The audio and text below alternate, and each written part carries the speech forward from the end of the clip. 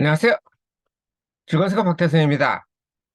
오늘 리뷰할 생선은 152번째 청세리 상어입니다. 이거는 블루샥인데 청상아리하고는 달라요. 청상아리나 백상아리는 위험한 상어죠.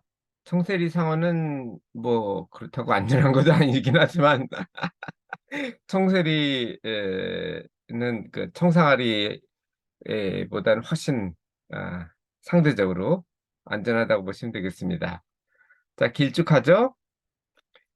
학명부터 보겠습니다. 학명은 프리오네스 글라우카고, 보시면 아시겠지만 서식 범위가 엄청나게 넓죠. 전 세계 뭐 남극하고 북극 지역만 빼고는 전 세계에 원형을 포함해서 살고 있습니다.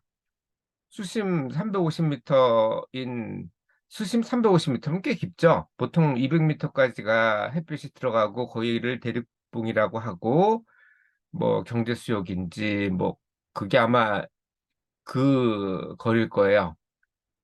하지만 350m면은 빛이 들어가질 않아서 해초들이 살 수 없고, 그에 따라서 먹이 사슬에 따라서 쭉 올라오는 뭐 초식 생선, 육식 생선, 뭐 대부분은 육식이지만 어쨌든 그런 것들이 없습니다. 하지만 이거는 수심 350m, 이게 그 보면 온대하고 열대 에 사는데 심해에서 살아요. 그러니까 뜨거운 물은 좋아하지 않는다는 거죠. 16도 내의 물을 거기를 좋아하고요.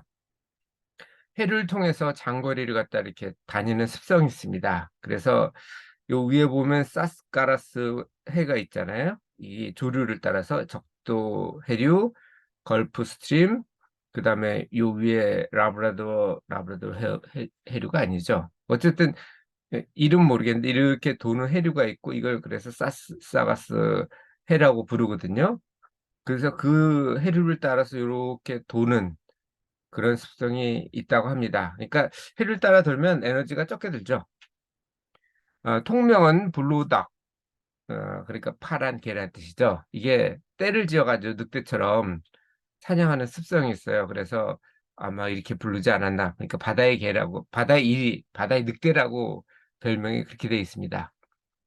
그레이트 블루 웨일, 뭐 크니까 그랬겠죠. 한글로는 번역이, 상어는 여태까지 번역 없는 걸 못 봤어요. 이것도 번역이 있습니다. 청세리 상어고 흉상어목의 흉상어과입니다. 내일 할 거도 아마 흉상어 깔 거예요. 그리고 흉상어 목에는 꽤 많습니다. 어제 한 것도 흉상어과였나? 예. 어제부터 오늘 한 게 흉상어 깔 거고, 하나 더 있는 거로 제 기억하고 있습니다. 길이는 3.8m까지 자라고 평균은 뭐 2.5m 정도 되고요. 무게는 평균 150파운드, 뭐 70kg니까 사람보다 더 크죠? 어쨌든 거기까지 자라고, 성별하고 무게에 따라서 군형을 합니다. 그러니까 그러니까 암컷끼리, 수컷끼리, 그리고 큰 성체끼리, 뭐 중치끼리, 뭐 이런 식으로 작은 새끼들끼리 뭐 이런 식으로 무게에 따라서 빠른 속도로 떼로 사냥을 한다고 합니다. 가슴 지느러미가 길죠. 여기 보시면 길죠? 이건 밑에서 본 사진입니다. 옆에 보시는 거는 몸은 매우 날씬하고 유선형이라는 거를 금방 볼 수 있을 거고, 주둥이가 깊고 뾰족하죠. 보시면. 그리고 입이 훨씬 너비보다 훨씬 더 깁니다. 그러니까 이것도 뭐 길다 라고 보시면 될 것 같고요. 등은 진청색이고 옆은 밝아지고 배는 백색이고 일반적인 상어죠. 이게 남획돼 있어요. 가죽은 물론이고 삭스핀, 스ኳ렌, 뭐 상어도 사실 알고 보면 쓸 데가 많습니다. 그래서 남획되어 있는 상태입니다.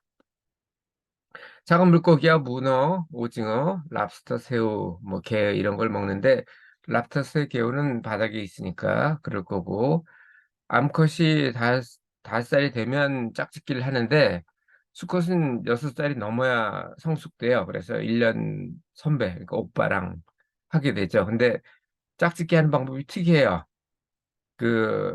수컷이 암컷을 물어가지고 그래서 짝짓기를 합니다. 도망갈까 봐 그런가 보죠.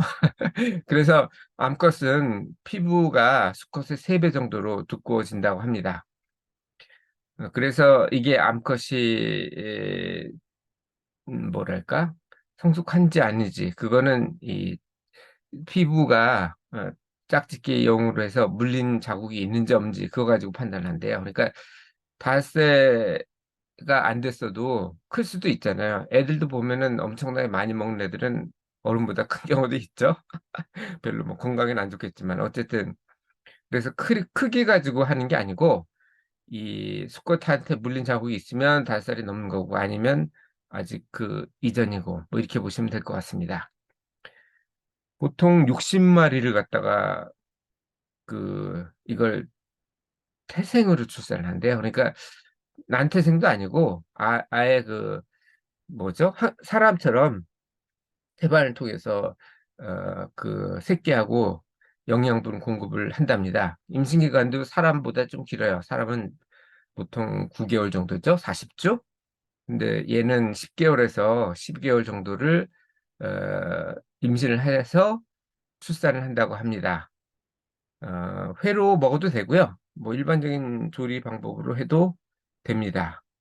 자, 이 내용은 제가 다음 카페 694번에 정리를 했으니까 혹시 청세리를 잡게 되면 드셔도 됩니다. 물론 뭐 너무 자주 드실 필요는 없지만 참치 정도 수준으로 먹으면 될 것 같아요. 왜냐하면 먹이사슬에서 작은 물고기나 뭐 이런 것들을 먹다니까 최상위는 아니거든요. 어쨌든 이빨은 크니까 조심하시고 자, 이 내용을 참 어제 꿈을 꿨어요. 집사람이 죽는 꿈이었는데 사람이 죽는 꿈이 뭔가 여태까지 오랫동안 했던 거를 그걸 해결하는 거라고 하더라고요. 그래서 왜 그런가 했더니 제가 투자도 하거든요. 주식 투자. 근데 최근에 읽은 게 마법 공식이라는 책하고 또 하나는 타이밍 책. 그건 지금 읽기 시작했고 마법 공식은 이제 어제 끝냈습니다. 그걸 보고 나니까 내가 늙으면 지금은 뭐 사업 보고서 쭉 보고서 투자를 하는데 워런 버핏이 세계 제일의 투자가죠. 워런 버핏이 스승을 잡는 그 그레이엄하고 또 하나가 있는데 또 하나가 뭐였더라?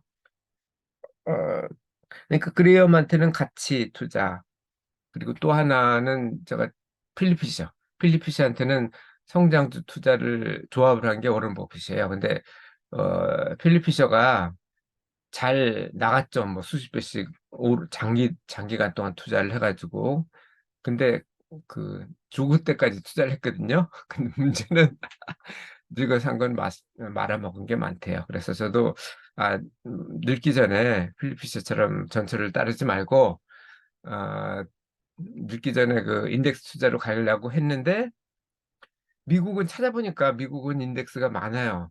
SPN 500도 있고 러셀 2000도 있고 그걸 조합하면 될 것 같은데 한국은 코스피 200은 많은데 중소형주 이게 별로 물론 있긴 있어요. 근데 마음에 안 들죠. 그 수익률이나 이런 것들이 최소한 그 코스피 지수 그러니까 S&P 500이나 러셀 2000이나 뭐 나중에 찾아보세요. 러셀 2000이 수익률이 더 좋아요. 그 변동성도 작고 그게 더 좋은 거죠. 한국도 그럴 거라고 생각했는데 한국은 그렇지가 않아요. 코스피 200은 나름 뭐 코스피 지수를 따라가니까 상관이 없는데 중소형주 쪽은 그런 게 있지도 않고 또 성적도 더 나빠요. 코스피 200보다. 그래서 어떡하나 했는데 그 해결책이 마법 공식인 것 같습니다. 조금 귀찮긴 한데 원래 저는 그 다우의 계 방식을 하려고 그랬거든요. 근데 다우의 계 방식보다는 쉬워요.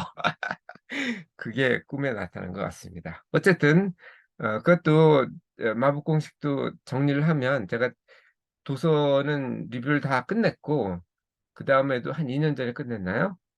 한 10년 동안 한 거를 그때 리뷰를 했고 그 다음에도 2년 동안 또 쌓인 게 있으니까 그게 어느 정도 되면 그리고 물론 이 생선이 끝나야 되겠죠. 생선 일단 끝내고 그게 어느 정도 되면 그때 소개를 하려고 그러니까 그때 참고하시기 바랍니다. 이상 오늘도 즐거운 순간 박다선이었습니다. 감사합니다.